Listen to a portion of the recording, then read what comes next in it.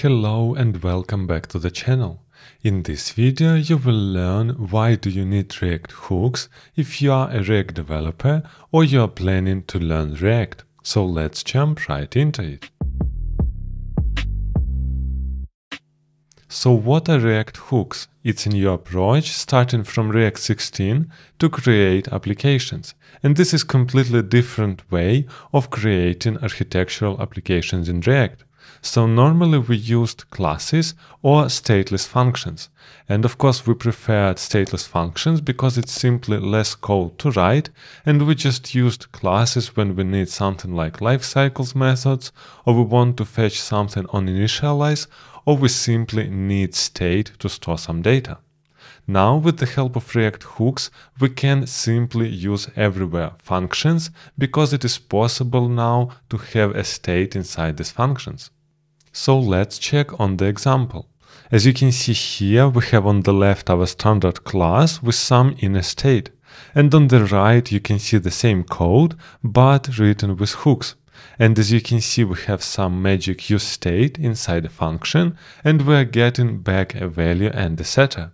I don't want to go really deep here inside React hooks. This is just a first glance, so you know how they look like at all. The next question is, are hooks more efficient or better than just writing simple functions and classes? Yes, this is new technology from React, like new architecture pattern, but actually it's not a silver bullet. There are pros and cons in every technology, and obviously in React hooks also. So I can say that from my experience and from experience of other people, it is more difficult to manage hooks, but on the first glance, React hooks are looking really easy, but actually they are really tricky, and I would say the level of entrance is much higher with hooks in React than without hooks. The next question is, what are benefits of React hooks? First of all, we are getting rid of classes. It doesn't mean that we can't use classes simultaneously in the React hooks application. Of course we can, this is why migrating is much easier, but the idea is that we don't write classes at all, which means we don't have this, we don't have binding problems, lifecycle methods, and of course state. And the state now is completely possible to implement with usage of React hooks. But we are getting away from lifecycle, which means the paradigm how we are working with data and when our component is updated is completely different. So it's a lot about changing the mentality and the way how you are writing code or how you think about code than just to apply some new functions or logic.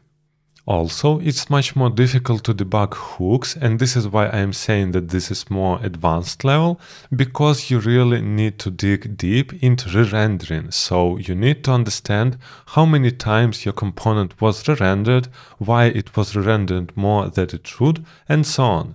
And this makes debugging really complex and not that easy for beginners. Now, the most important point is if you need to start learning React hooks or not. And my answer is for sure yes. But if you are just a beginner and you don't know React at all, then it's much easier to start with classes and stateless functions. And they are not deprecated yet. And actually React team is saying that they don't plan to deprecate them, but of course you never know. The problem is that the whole world now is obsessed with React hooks, all libraries are written with React hooks, and even old projects or new ones are written with React hooks.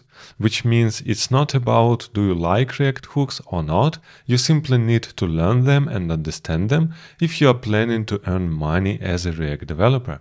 I hope that this video brought you some understanding what are React hooks and that you don't have other choice but to learn them if you are planning to be a React developer. And actually I have a full advanced course regarding React hooks which is going 8 hours. And there we are building the real project from empty folder to the fully functional application. And I will link it in the description box below. And if you like this video, don't forget to put thumbs up and subscribe to the channel. And if you didn't like this video, try watch it again on increased speed. And I will see you in my next video.